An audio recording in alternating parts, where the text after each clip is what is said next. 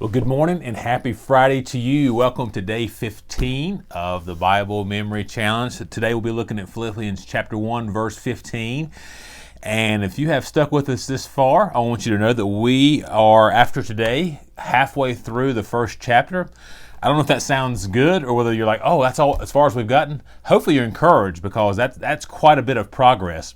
And just wanted to let you know that actually chapter 1 to me is the hardest. Usually in most books, that introductory, that greeting portion, that's always the hardest language to get through. It's not as familiar with you, but now we're starting to get into some of the meat of the letter, and I think you'll begin hearing passages that are more and more familiar. We're getting ready to get into the next week or so, passages like, for to me to live is Christ and to die is gain, like 127, only let your manner of life be worthy of the gospel of Christ. Passages that you've probably heard before and you're very familiar with, those will be much more easy for you to memorize. Today's verse is also quite simple, verse 15, which I think will be a relief to many of you, because I'm sure yesterday's verse was maybe a little more challenging because it was longer. I think it was pretty straightforward, but it was definitely a longer verse. Today's verse is quite simple. So as always, go back and review yesterday's verse and look at the previous verses before. And so let's look at today's verse then, Philippians 1:15. 1:15. Some indeed preach Christ from envy and rivalry, but others from goodwill. 1:15. Some indeed preach Christ from envy and rivalry, but others from goodwill. So once again, think about Paul. He's talking about there's other people out there, other teachers that are beginning to preach Christ with less than pure motivations, and he's going to talk about that more in the following verses. But that's what he's talking about here. These other teachers preaching Christ, but as I say, they don't have the best intentions when they're doing that.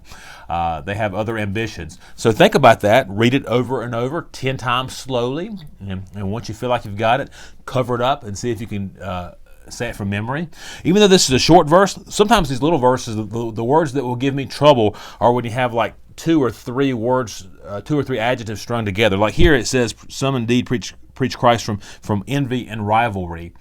I might get that word order mixed up, envy or rivalry, or was it greed and selfishness, or something like that. You can't remember exactly what the words are. So I remember when I was going through this verse, it gave me a little bit of trouble. So I drew a picture of a little stick man holding a Bible, just do a little square like a book, and if he's preaching Christ. But then in the book, I drew the letters ER. So this gave me the order. The E made me automatically think of envy, and the R rivalry. That's all I needed was just that little word picture of ER. Once I got that, I never forgot that it was always envy and rivalry. I never said rivalry and envy. That ER is all that I needed. So maybe that'll help you. I'm also going to post today a video that Kelly Johnson shared on my Facebook page last week of this little boy going through and memorizing Scripture. It was awesome. It was motivating to me, and I really think it'll be motivating to you as well.